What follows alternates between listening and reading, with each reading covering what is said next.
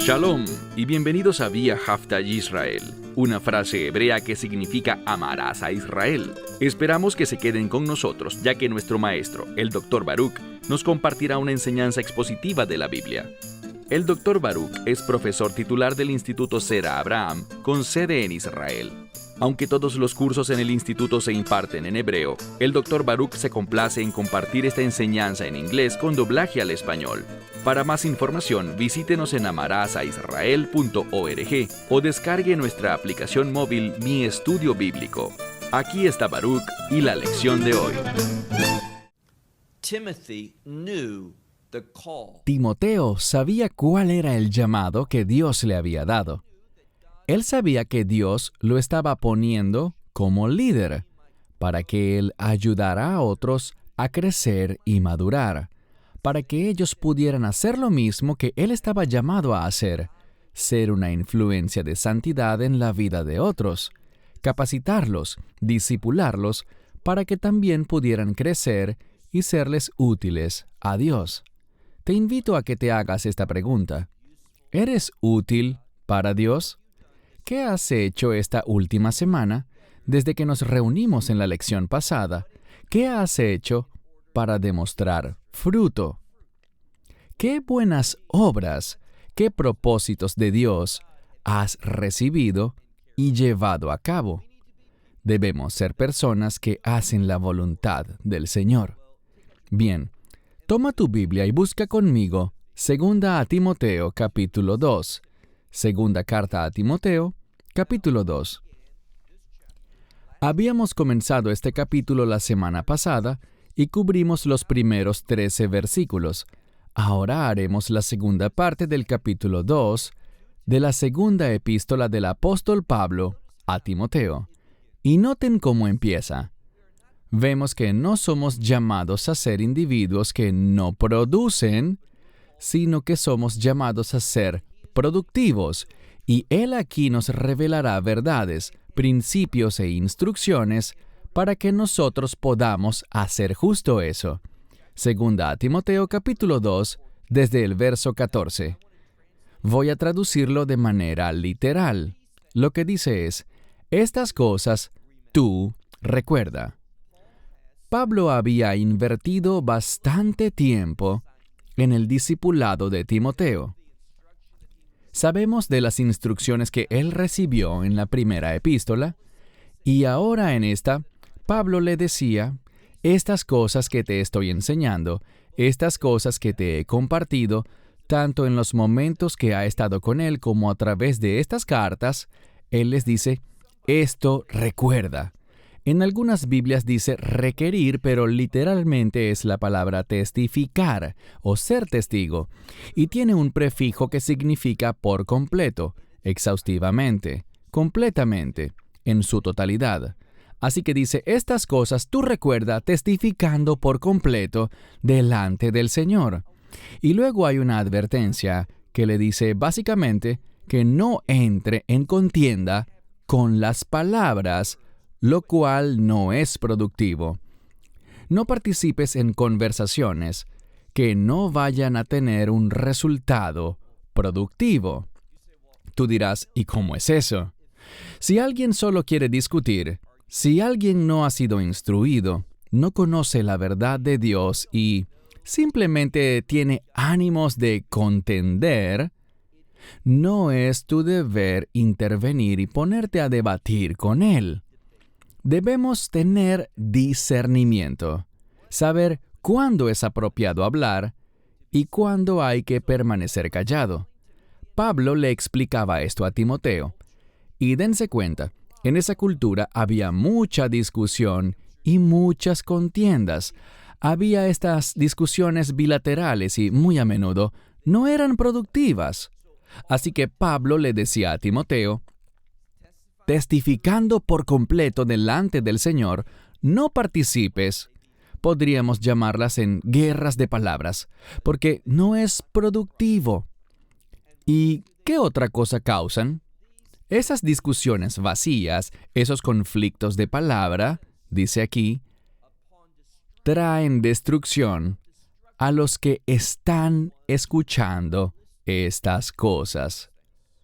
Así que recuerden que cuando hay discusiones, hay gente que está escuchando.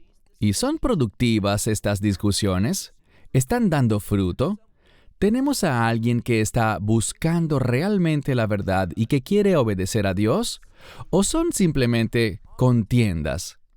Muchas veces hay personas a quienes les encanta discutir, hacen montones de preguntas, hacen preguntas para poder iniciar un conflicto.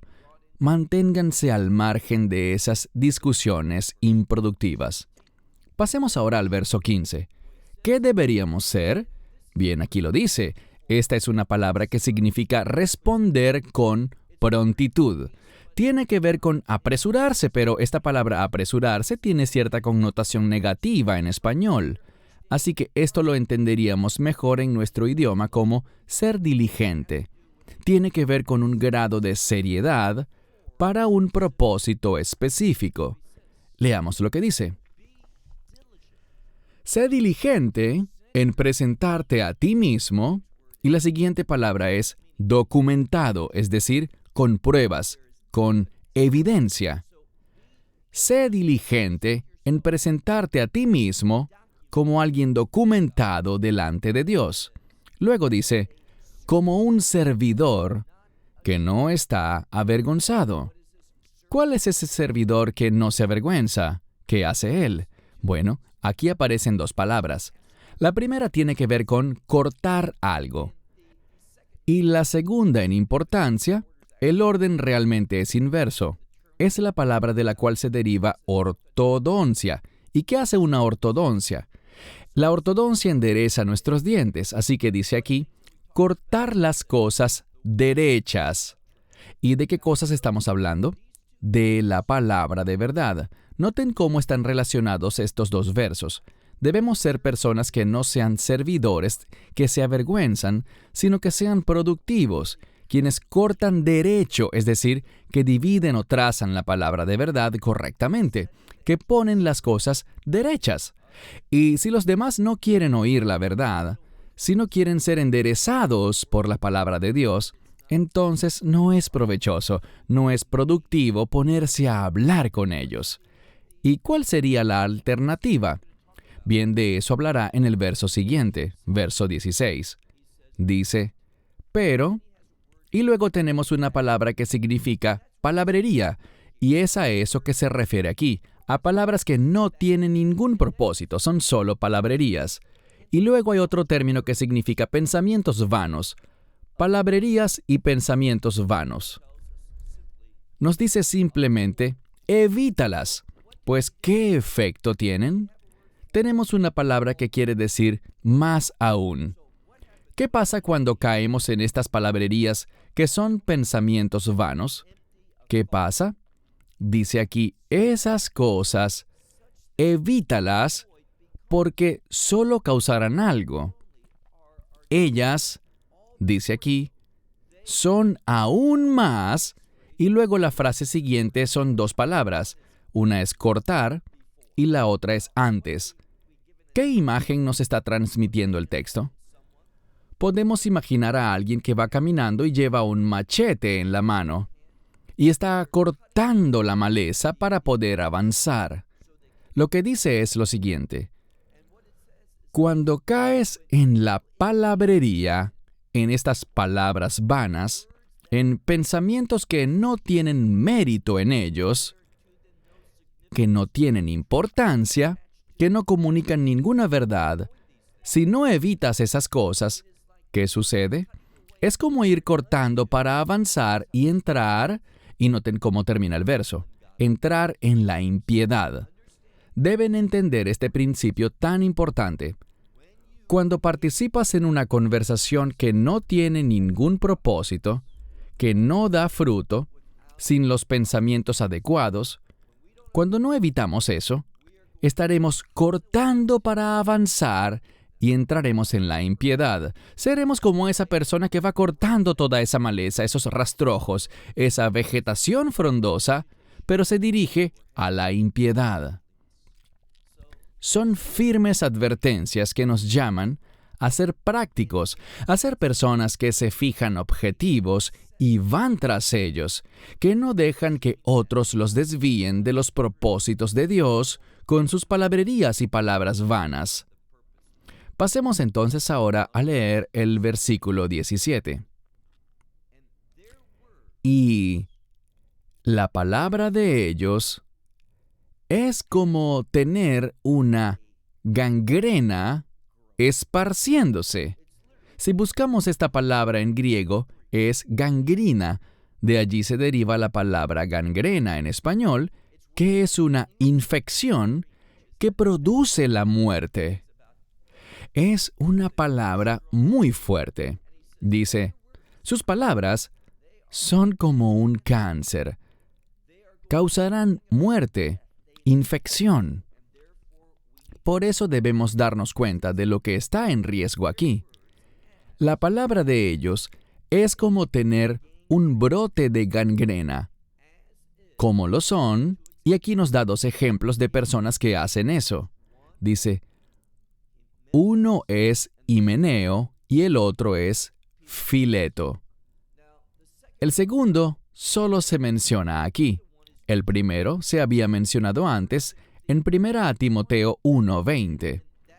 Y este contexto se trata de individuos que se han apartado de la sana doctrina, que no caminan en la verdad. Y cuando entramos en discusiones con esas personas, eso producirá aquello que no tiene un propósito duradero. Aquello que no edifica, producirá una infección que causará eventualmente la muerte. Verso 18. Dice, estas personas que de la verdad se han desviado. Lo que vemos es que estos individuos, y nos dio unos ejemplos en el verso anterior, dice que esas personas de la verdad, aquí vemos que es la segunda vez que se menciona la palabra verdad. Ellos se están alejando de ella. Ellos han errado el camino, es lo que dice aquí. Ellos dicen, y este es un buen ejemplo de errar en el camino, ellos están diciendo que la resurrección ya ha sucedido, que ya ha ocurrido. La resurrección a la que ellos se refieren, muy posiblemente, es la resurrección de los creyentes. Es decir, que eso ya se acabó. Cuando tenemos el término resurrección, ¿a qué nos referimos la mayoría de las veces? El término resurrección es una palabra relacionada con el reino. Y lo que ellos decían es una teología que aún existe hoy, que el reino está aquí, que ya sucedió, que está dentro de nosotros. Es tan espiritual, es simbólico, es interno, y el reino ya está aquí. Pero no es así. Una de las cosas que vemos al examinar las Escrituras, y creo que me estoy desviando del tema, pero es muy importante mencionarlo, porque si no entendemos cómo se establecerá el reino, nos desviaremos del camino. Hay muchos que andan enseñando una teología según la cual el reino ya está aquí, o que los creyentes harán que el reino venga, produciendo un gran cambio en este mundo, un cambio que traerá justicia, donde todo está siendo preparado para el regreso del Mesías. Pero no vemos eso en la Biblia. El Mesías enseñó en parábolas, y les daré un ejemplo con la parábola de la levadura. A menudo en las Escrituras, la levadura, como en 1 Corintios capítulo 5, versos 6, 7 y 8, se usa la analogía de la levadura como algo igual al pecado, pero en esta parábola no es así. Cuando analizamos la parábola de la levadura o el leudante, ¿qué es lo que vemos? A una mujer que toma la levadura y la esconde en 3 medidas de harina. ¿Y cuál es el propósito de esta parábola? Enseñarnos sobre el reino de Dios. ¿Qué sucede? Bien, la levadura se le pone a la masa y desaparece. No podemos verla, pero está trabajando. no es sino hasta el final que vemos sus efectos. Estos ocurren en la etapa final. Y eso es lo que vamos a ver con respecto al establecimiento del reino. Las cosas van a empeorar. No vamos a ver al reino venir y volverse más fuerte, más evidente, más poderoso, dominando más y más.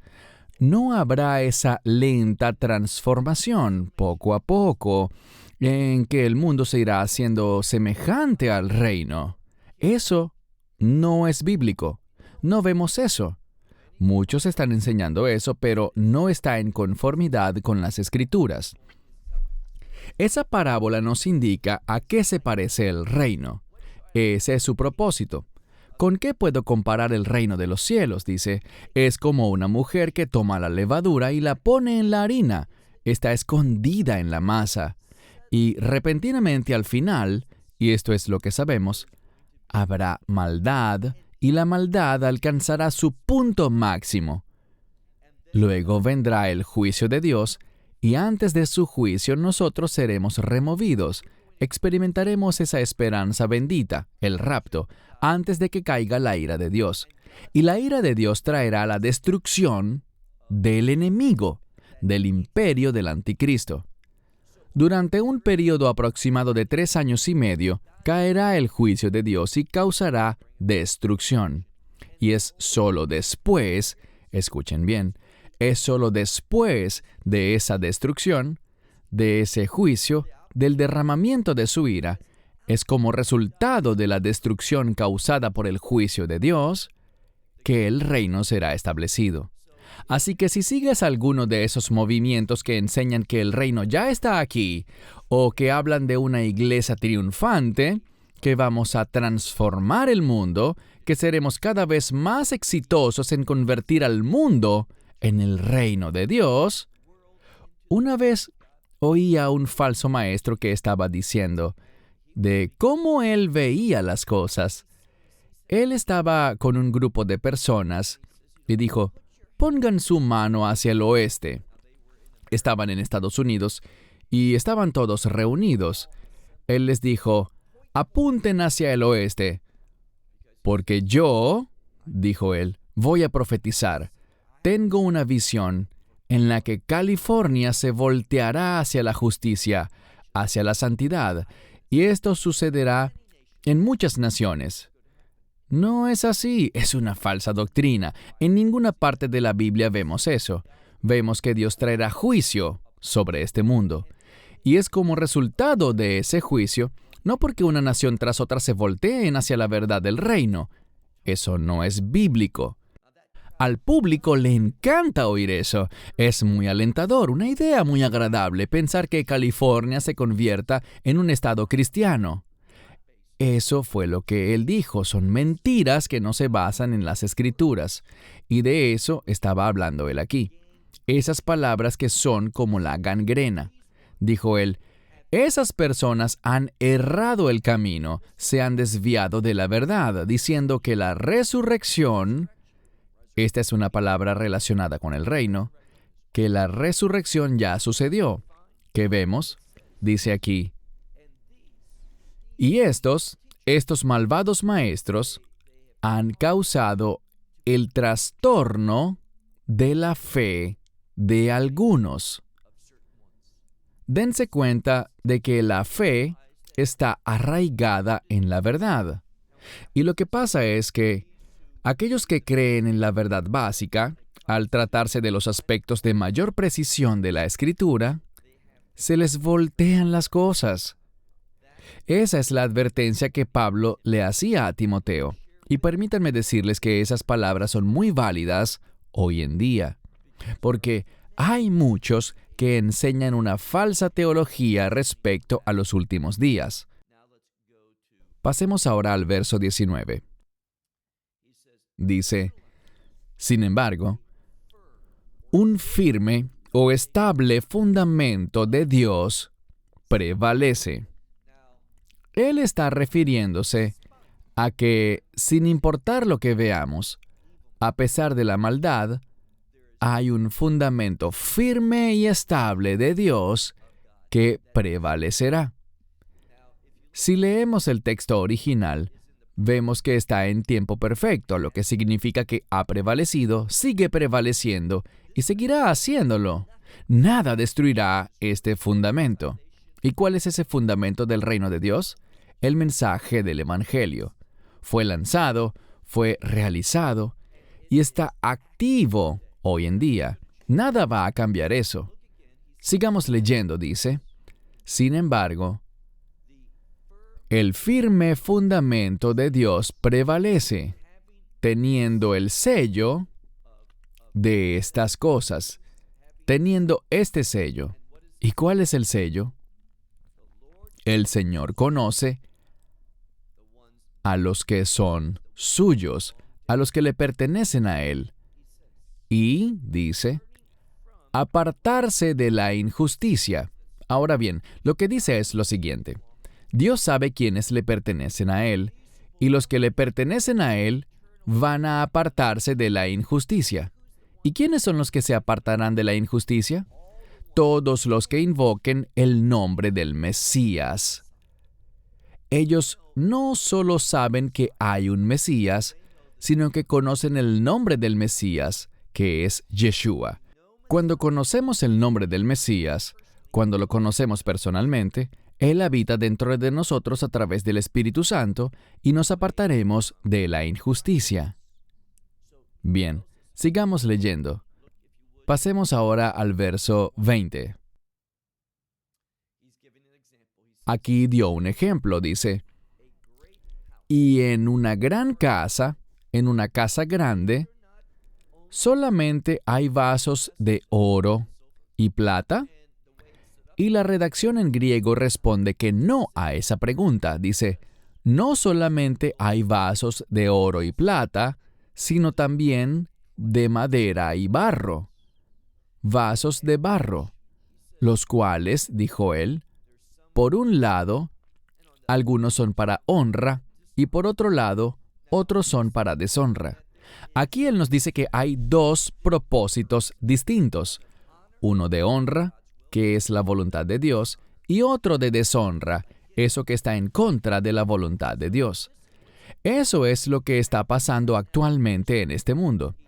Él comparó este mundo con una casa grande, donde hay vasos de honra y de deshonra. Luego dice en el verso 21, por tanto, si alguno se ha limpiado a sí mismo de estas cosas, esas cosas que son palabrerías, esas cosas que se desvían del camino, esas cosas falsas, si alguno se ha limpiado a sí mismo de estas cosas, él es como un vaso para honra, santificado y útil para el amo, porque para cada buena obra, Él ha sido preparado. Es así como somos llamados a vivir en este mundo. Volvamos a repasar esto que dijo. Queremos ser un vaso de honra, es decir, queremos hacer las cosas de acuerdo a la voluntad de Dios. Leamos el verso 21, dice, por tanto, si alguno, que ojalá seamos tú y yo, si nos hemos limpiado a nosotros mismos de estas cosas, de esas cosas improductivas, cosas vanas que no dan ningún fruto, si hemos hecho eso, y es el trabajo del Espíritu Santo en nuestra vida lo que puede lograr eso, dice, Él será un vaso para honra, comprometido con la voluntad de Dios, habiendo sido santificado y no solo santificado, eso significa ser llamado a un propósito de Dios, según su voluntad, y también útil para el amo. ¿Para qué? Para toda buena obra, habiendo sido llamados. Hemos sido llamados a hacer buenas obras.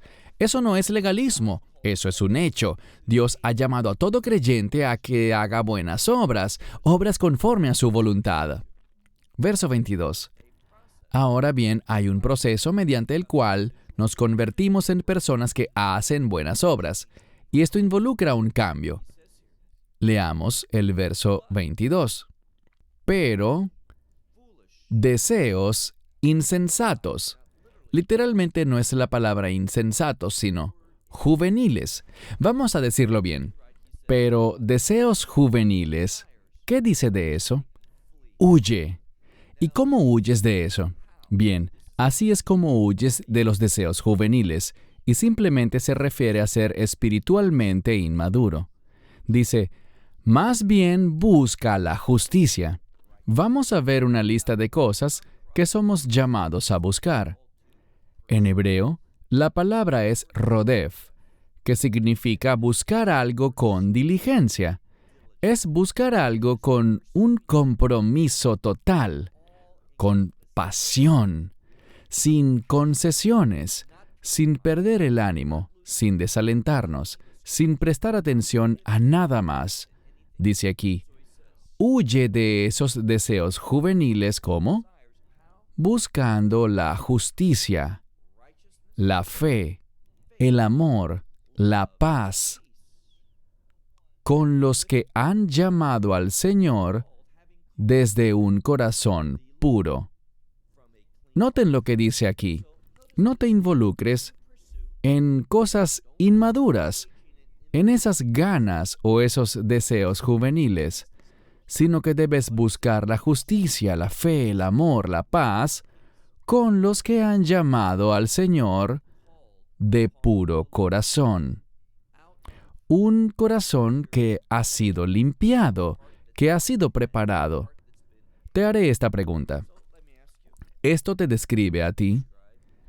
Pablo le estaba dando estas instrucciones a Timoteo, pero debemos tomarlas personalmente, debemos apropiarnos de ellas, aplicarlas e implementarlas en nuestra vida.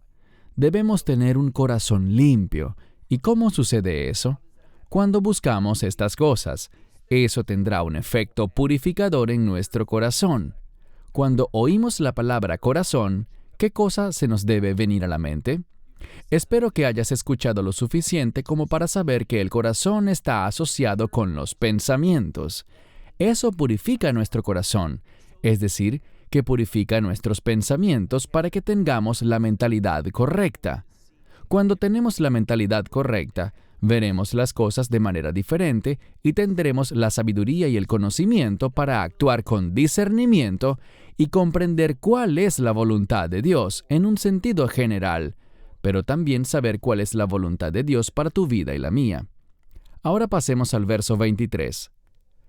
Pero lo insensato, ahora sí es la palabra insensato. La frase que viene son dos palabras que describen una contienda, un conflicto, y al enemigo le encanta eso. El enemigo siempre trata de introducir conflicto en el cuerpo de creyentes, en la congregación local, en una organización.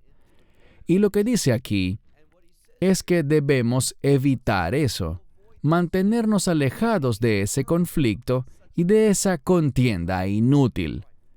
Volvamos al verso 23. Pero lo insensato, y luego viene una palabra que significa que no está instruido. Insensato y lo que pudiésemos llamar contienda no instruida. Es decir, tener conflictos con los que son insensatos y que no son instruidos. La Biblia dice algo.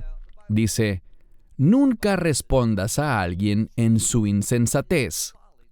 Si alguien no está instruido en las cosas de Dios, es decir, que no son discípulos, que no desean ser discípulos, no quieren instruirse. En otras palabras, significa alguien insensato y a quien no se le puede enseñar y que le gusta la contienda.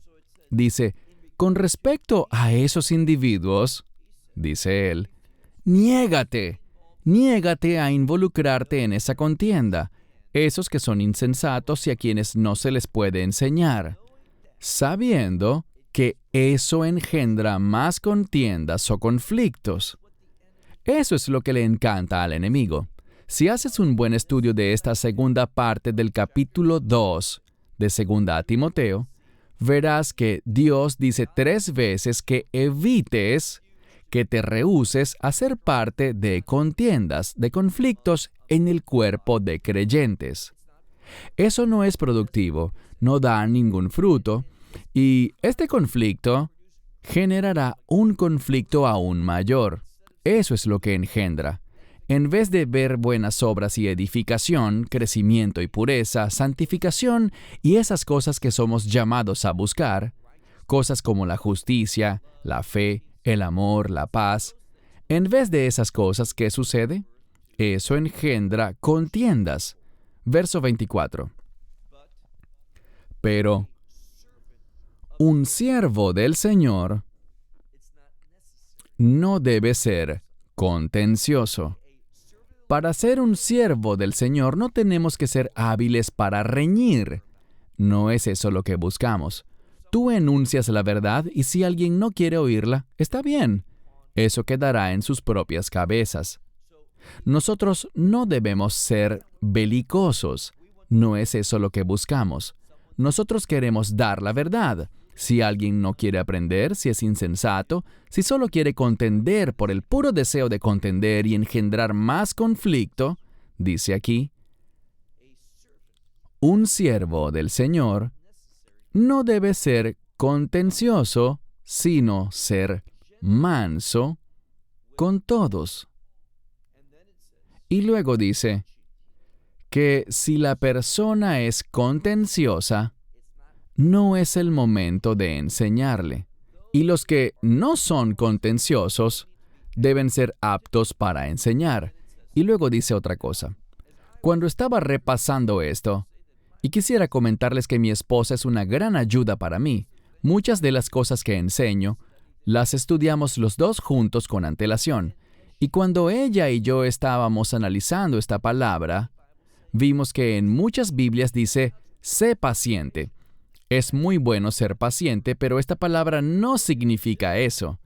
Si analizas la palabra, verás que significa soportar o sobrellevar, y la última parte de esta palabra es el vocablo maldad. Una cosa es ser paciente. Por ejemplo, hay algo que yo quiero. Cuando era niño, por ejemplo, mi papá me decía, debes ser paciente, tienes que esperar. Pero hay una gran diferencia entre esperar y tener paciencia con algo. Dejar que el tiempo pase, y lo que dice aquí es soportar la maldad. Esto es algo que muy poco se menciona. Pero en 2 Timoteo, ya van 3 veces que vemos que Pablo le dice a Timoteo, prepárate porque vas a aguantar maldad, vas a experimentar maldad, vas a soportar maldad. Llegarán cosas malas a nosotros y debemos sobreponernos a eso, debemos soportarlo, debemos aguantarlo. Así que no es solo ser paciente, sino que se trata de superar la maldad, soportarla, perseverar para poder alcanzar la victoria. Luego dice en el verso 25, y de nuevo, muchas Biblias dicen aquí, con humildad, pero si analizamos esta palabra con cuidado, al menos en el Textus Receptus, vemos que esto se refiere a calma. La palabra calma aquí tiene que ver con permanecer callado, tranquilo, sin involucrarte. Pablo le dice a Timoteo, en este pasaje, que como líder, hay varias cosas en las que no debes involucrarte. Esto no es un uso provechoso para tu tiempo. Esto no es lo que hace un líder. No debes dejarte arrastrar en un conflicto tras otro. Hay gente a quien le encanta el conflicto. Les encanta sentarse a debatir sobre cosas y argumentar y sembrar semillas de división y disensión entre las personas.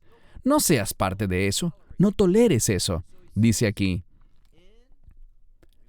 con tranquilidad o con calma, y sepan que en muchas Biblias puede que diga con mansedumbre o con humildad. Dice, siendo instruido, esta palabra significa tutelaje.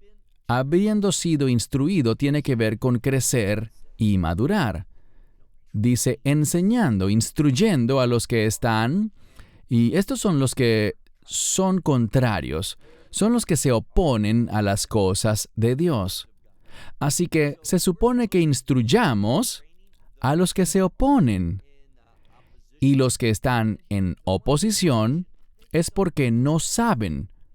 Por eso nosotros debemos enderezar las cosas para esos que se oponen, y hay una esperanza.